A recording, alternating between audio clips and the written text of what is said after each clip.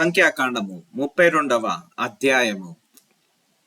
రూబేనీయులకును గాదీయులకును అతి విస్తారమైన మందలుండెను గనుక యాజేరు ప్రదేశమును గిలాదు ప్రదేశమును మందలకు తగిన స్థలమని తెలుసుకొని వారు వచ్చి మోషేను యాజకుడగు ఎలియాజారును సమాజ ప్రధానులతో అతారోతు, దిబోను, యాజేరు, నిమ్రా, షెబ్బోను, ఎలాలే, షెబాము, నెబో, బోయేను అను స్థలములు అనగా ఇజ్రాయేలీయుల సమాజము ఎదుట యెహోవా జయించిన దేశము మందలకు తగిన ప్రదేశము.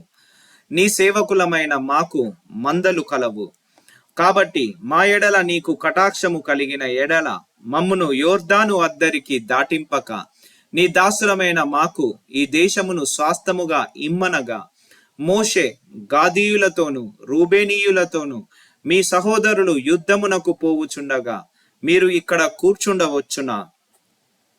యెహోవా ఇజ్రాయేలీలకిచ్చిన దేశమునకు వారు వెళ్ళకయుండునట్లు మీరేలా వారి హృదయములను అధైర్యపరచుదురు? ఆ దేశమును చూచుటకు కాదేశు బర్నేయలో నుండి మీ తండ్రులను నేను పంపినప్పుడు వారును అలాగూ చేసిరి కదా. వారు ఎష్కోలు లోయలోనికి వెళ్ళి ఆ దేశమును చూచి ఇజ్రాయేలీయుల హృదయమును అధైర్యపరిచిరి గనుక యెహోవా తమకిచ్చిన దేశమున వారు వెళ్ళకపోయిరి.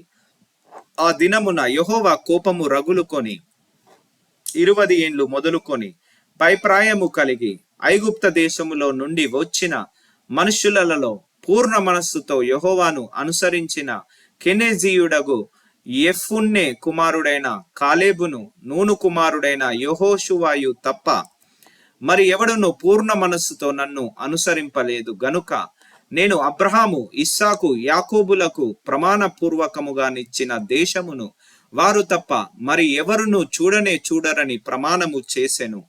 అప్పుడు యెహోవా కోపము ఇజ్రాయేలీయుల మీద రగులు కొనగా యెహోవా దృష్టికి చెడు నడత నడిచిన ఆ తరము వారందరూ నశించు వరకు అరణ్యములో 40 ఏండ్లు ఆయన వారిని తిరుగులాడ చేసెను. ఇప్పుడు ఇజ్రాయేలీల ఎడల యెహోవాకు కోపము మరి ఎక్కువగా పుట్టించున్నట్లుగా ఆ పాపుల సంతానమైన మీరు మీ తండ్రులకు ప్రతిగా బయలుదేరి ఉన్నారు. మీరు ఆయనను అనుసరింపక వెనుకకు మళ్ళిన ఎడల ఆయన ఈ అరణ్యములో జనులను ఇక నిలువ చేయును. అట్లు మీరు ఈ సర్వ సమాజమును నశింప చేసేదరనెను. అందుకు వారు అతని యొద్దకు వచ్చి, మేము ఇక్కడ మా మందల కొరకు దొడ్లను మా పిల్లల కొరకు పురములను కట్టుకొందుము. ఇజ్రాయేలీలను వారి వారి స్థలములకు చేర్చు వరకు మేము వారి ముందర యుద్ధమునకు సిద్ధపడి సాగుదుము. అయితే మా పిల్లలు ఈ దేశ నివాసుల భయము చేత ప్రాకారము గల పురములలో నివసింపవలెను. ఇజ్రాయేలీయుల ప్రతివాడును తన స్వాస్థమును పొందు వరకు మా ఇండ్లకు తిరిగి రాము. తూర్పు దిక్కున యోర్దాను ఇవతల మాకు స్వాస్థము దొరికెను గనుక యోర్దాను అవతల దూరముగా వారితో స్వాస్థము పొందమనిరి. అప్పుడు మోషే వారితో, మీరు మీ మాట మీద నిలిచి యెహోవా సన్నిధిని యుద్ధమునకు సిద్ధపడి యెహోవా తన ఎదుట నుండి తన శత్రువులను వెళ్ళగొట్టు వరకు యెహోవా సన్నిధిని మీరందరూ యుద్ధ సన్నద్ధులై యోర్దాను అవతలికి వెళ్ళిన ఎడల ఆ దేశము యెహోవా సన్నిధిని జయింపబడిన తరువాత మీరు తిరిగి వచ్చి యెహోవా దృష్టికిని ఇజ్రాయేలీయుల దృష్టికిని నిర్దోషులై ఉందరు. అప్పుడు ఈ దేశము యెహోవా సన్నిధిని మీకు స్వాస్థమగును.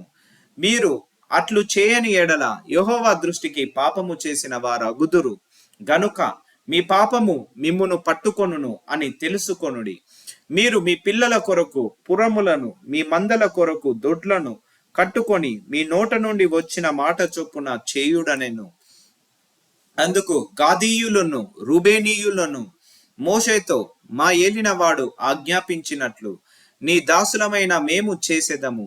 మా పిల్లలు, మా భార్యలు, మా మందలు, మా సమస్త పశువులు అక్కడ గిలాదు పురములలో ఉండును.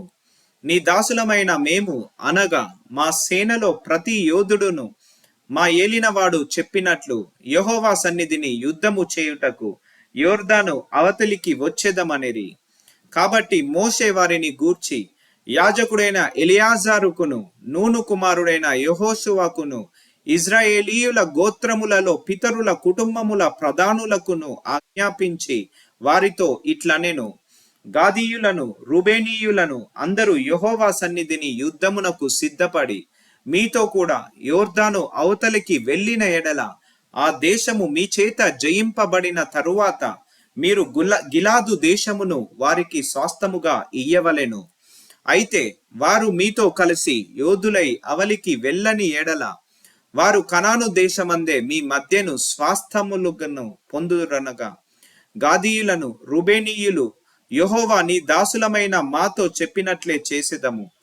మేము యెహోవా సన్నిధిని యుద్ధ సన్నద్ధులమైనది దాటి కనాను దేశములోనికి వెళ్ళెదము. అప్పుడు యోర్దాను ఇవతల మేము స్వాస్థమును పొందెదమని ఉత్తరమిచ్చిరి. అప్పుడు మోషే వారికి అనగా గాదీయులకును రూబేనీయులకును యోసేపు కుమారుడైన మనష్షే అర్ధగోత్రపు వారికిని అమోరీయుల రాజైన సిహోను రాజ్యమును బాషాను రాజైన ఓగు రాజ్యమును దాని ప్రాంత పురములతో ఆ దేశమును చుట్టునుండు ఆ దేశ పురములను ఇచ్చెను.